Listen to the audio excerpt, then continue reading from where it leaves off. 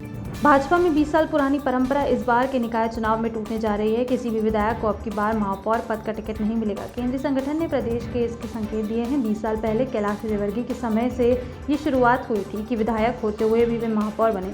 इसके बाद मालिनी गौड़ भी विधायक रहते मेयर बनी। इस बार ये परंपरा बदलेगी। पार्टी ने महापौर के टिकटों के साथ पार्षदों के लिए भी नाम तय कर दिया है कि 20-25 साल से जनप्रतिनिधि हैं तो बदले जाएंगे। पार्टी सूत्रों की माने तो परिवारवाद पर भी कैंची चल सकती है। इसके संकेत गुजरात के अहमदाबाद में निकाय चुनाव के दौरान दे दिए गए हैं। तब प्रधानमंत्री नरेंद्र मोदी की भतीजी और भाई प्रहलाद की बेटी सोनल मोदी को टिकट नहीं दिया गया। नागरिकता कानून को लेकर देश भर में एक बार फिर सियासत गरमाने लगी है। हाल ही में इस कानून को लेकर कांग्रेस पार्टी के पूर्व अध्यक्ष राहुल गांधी काफी आक्रामक दिखाई दिए। असम में आगामी विधानसभा चुनावों को लेकर राहुल गांधी पार्टी के चुनाव प्रचार के लिए पहुंचे थे। यहां उन्होंने शिवसागर जिले के शिवनगर बोर्डिंग फील्ड में एक रैली को संबोधित किया। राहुल गांधी की इस रैली में उनके साथ कई कांग्रेसी नो सीए का गमछा पहने हुए नजर आए। राहुल ने कहा, असम के लोगों को एकजुट किया। इससे पहले हिंसा के चलते इस बात की कोई गारंटी नहीं हुआ करती थी कि कोई व्यक्ति जनसभा से घर वापस लौट पाएगा कि नहीं। असम के लोगों से कांग्रेस नेता ने कहा कि असम को नुकसान होगा तो देश को नुकसान होगा, चाहे कुछ भी हो जाए, सीए लागू नहीं होगा। देश के वीर जवानों के साथ 2 साल पहले पुलवामा में जो आतंकी घटना हुई थी उसे देश आज तक नहीं भूल पाया है। लेकिन इन सबके बीच सुरक्षा बलों ने पुलवामा हमले की दूसरी बरसी पर एक बड़ी आतंकी साजिश को नाकाम किया है। जम्मू कश्मीर में भारतीय सुरक्षा बलों द्वारा एक बड़ी आतंकी घटना को होने से पहले ही रोक दिया गया। मीडिया रिपोर्ट्स के अनुसार सुरक्षा बलों ने जम्मू में 7 किलो RDX बरामद किया है। साथ ही जम्मू पुलिस द्वारा एक आरोपी को गिरफ्तार भी किया गया। इस बात की अभी तक कोई आधिकारिक जानकारी नहीं है, लेकिन कहा जा रहा है कि जम्मू पुलिस इसे लेकर शाम तक प्रेस कॉन्फ्रेंस कर सकती है। भारतीय सेना को प्रधानमंत्री नरेंद्र मोदी द्वारा 14 फरवरी को एक बड़ी सौगात दी गई है। पीएम मोदी रविवार को तमिलनाडु और केरल के 1 दिवसीय दौरे पर पहुंचे थे। इस दौरान उन्होंने चेन्नई में भारतीय सेना को 118 अर्जुन टैंकों की सौगात भेंट की। पीएम मोदी ने तमिलनाडु में 3,770 करोड़ रुपए की लागत से बने Chennai metro rail phase 1 extension का उद्घाटन भी किया। चेन्नई में कई योजनाओं का उद्घाटन करने के बाद पीएम मोदी ने कार्यक्रम का संबोधन भी किया। अपने संबोधन में पीएम मोदी ने कहा कि मैं आज चेन्नई आकर बहुत खुश हूं। मैं इस महान शहर में रहने वालों का धन्यवाद करता हूं। गर्मजोशी से हुए मेरे स्वागत के लिए मैं धन्यवाद देता हूं। चेन्नई शहर ज्ञान का भंडार है। पीएम मोदी ने कहा कि आज यहां कई महत्वपूर्ण परियोजनाओं का उद्घाटन हुआ। ये प्रोजेक्ट तमिलनाडु के विकास में महत्वपूर्ण भूमिका निभाएगा।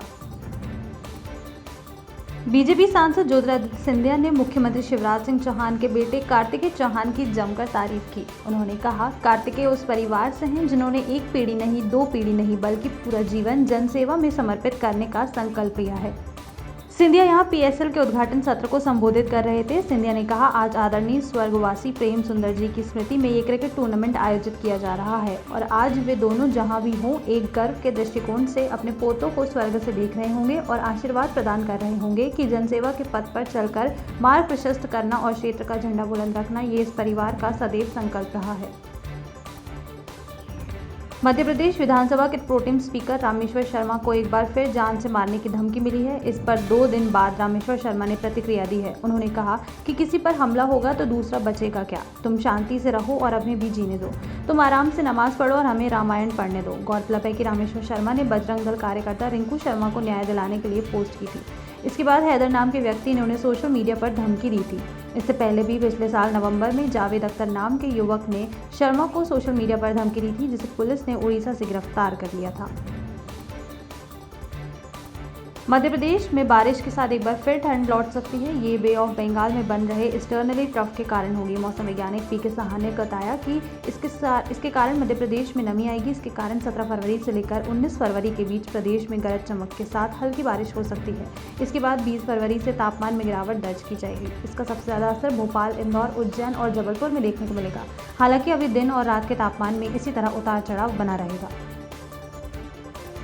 कांग्रेस छोड़कर बीजेपी में आए बीजेपी राज्यसभा सांसद ज्योतिरादित्य सिंधिया की आखिरकार मुराद पूरी हो गई है। आज शिवराज सरकार द्वारा सिंधिया को अलॉट किए गए बंगले में सिंधिया का जोरदार स्वागत किया गया। ज्योतिरादित्य सिंधिया राजधानी भोपाल के श्यामला हिल स्थित बंगला नंबर B5 पर पहुंचे, जहां उनका गर्मजोशी के साथ स्वागत किया गया। इस दौरान सिंधिया के साथ उनके समर्थक विधायक और शिवराज सरकार के मंत्री गोविंद सिंह राजपूत, मंत्री तुलसी सिलावट भी मौजूद रहे। बता दें कि कमलनाथ सरकार में सिंधिया को सरकारी आवास नहीं दिया गया था, लेकिन शिवराज सरकार में उन्हें श्यामला हिल्स में करीब 1.5 एकड़ का बंगला दिया गया है। सिंधिया का ये बंगला पूर्व मुख्यमंत्री उमा भारती और दिग्विजय सिंह के बंगले के पास है और उनके बंगले से बड़ा है। सबसे बड़ी बात तो ये है कि किसी राज्यसभा सांसद को राजधानी में सरकारी आवास मिला है और सिंधिया के एक आवेदन पर सरकार ने उनके लिए बंगला अलॉट कर दिया। वहीं कमलनाथ सरकार में बंगला अलॉट कराने के लिए उनको सरकार कई महीनों तक घुमाती रही।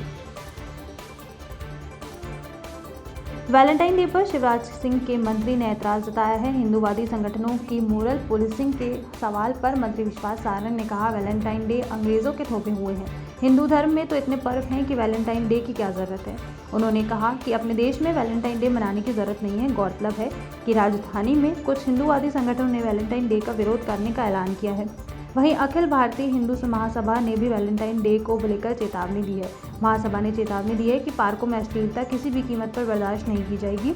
हिंदू महासभा के कार्यकर्ताओं ने डंडों को तेल पिलाया है। 24 घंटे हड़कंप मचाने के बाद आखिरकार अचानक गायब हुआ सहकारिता मंत्री अरविंद भदौरिया का भतीजा गौरव मिल गया है। गौरव पुलिस को मुरैना के धनेला गांव में मिला। उसने गायब होने के बाद दिल्ली में करीब 2 लाख रुपए की शॉपिंग की। उसने एप्पल का लेटेस्ट मोबाइल खरीदा जिसकी कीमत 1.25 लाख है और करीब 17,000 के जूते खरीदे। बताया जा रहा है कि वो घर से करीब 8 लाख रुपए लेकर भागा था। जानकारी के मुताबिक अपने घर शताब्दीपुरम से भागने के बाद उसने मुरैना के पहाड़ी गांव में तिजोरी तोड़ी। वहां से पैसे लेकर बस से दिल्ली पहुंचा। वहां से शनिवार रात को इनोवा बुक कर वापस लौट रहा था। रविवार सुबह 4 बजे पुलिस ने उसको पकड़ लिया। शताब्दीपुरम में रहने वाले देवेंद्र सिंह भदौरिया का बिल्डिंग मटेरियल, टाइल्स और सैनिटरी का कारोबार है। देवेंद्र सिंह प्रदेश के सहकारिता मंत्री अरविंद सिंह भदौरिया के चचेरे भाई हैं। देवेंद्र का इकलौता बेटा 17 साल का गौरव भदौरिया शुक्रवार को अचानक लापता हो गया था। शाम को जब व्यापारी घर पहुंचा तो बेटा गौरव नहीं मिला। घर की अलमारी देखी तो उसके अंदर रखी तिजोरी भी गायब थी। देवेंद्र ने बेटे को आसपास और दोस्तों के घर पर तलाश किया लेकिन कोई पता नहीं चला। आखिरकार देवेंद्र ने पुलिस को खबर दी। पुलिस को बताया गया कि तिजोरी में 5 लाख रुपए नकली सोने के जेवरात, डायमंड और 1 किलो चांदी के सिक्के रखे थे। इसके अलावा तिजोरी में कुछ घर के दस्तावेज भी थे। इंदौर के पीसी सिटी अस्पताल में अजीबोगरीब मामला हुआ। 60 साल के इम्तियाज़ खान को वैक्सीन लगवाने के तुरंत बाद बेहोश होकर गिर पड़े। जू कर्मचारी इम्तियाज़ का बीपी उस वक्त 200 के ऊपर हो गया। इम्तियाज़ को तुरंत MY हॉस्पिटल के ICU में शिफ्ट किया गया। यहाँ उन्होंने बाद में एक आंख से कुछ दिखाई न देने की भी शिकायत की। जानकारी के मुताबिक अब उनकी हालत स्थिर है और खराब हुई आंख से कुछ दिखाई भी देने लगा है। डॉक्टर्स का कहना है कि परेशानी BP की वजह से हो सकती है। इम्तियाज़ की अलग अलग 10 जांचें कराई गई हैं। रिपोर्ट आने के बाद ही उनकी बिगड़ी हालात की असली वजह सामने आएगी।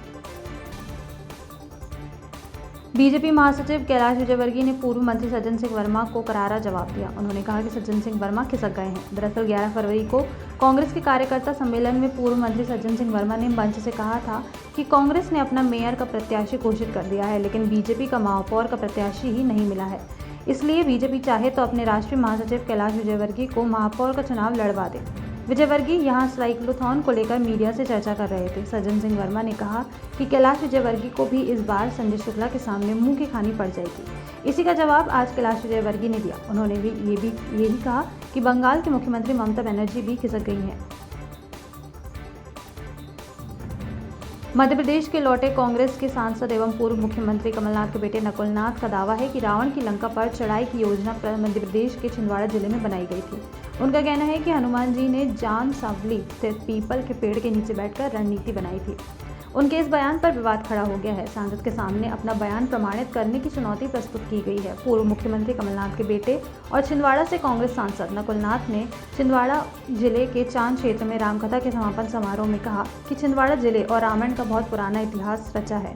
उन्होंने कहा कि वनवास के दौरान भगवान श्री राम चित्रकूट के बाद दक्षिण की ओर जाते हुए चांद, चौरई और जमतरा आए थे। यहाँ पेंच नेशनल पार्क में उन्होंने कुछ साल गुजारे थे। सांसद नकुलनाथ ने कहा कि हनुमान जी ने जाम सांवली मंदिर में मौजूद पीपल के पेड़ के नीचे बैठकर रावण के खिलाफ युद्ध की रणनीति बनाई थी। बता दें कि मंदिर में लेटे हुए हनुमान जी की मूर्ति मौजूद है। यही 5 ही पीपल के पेड़ भी हैं।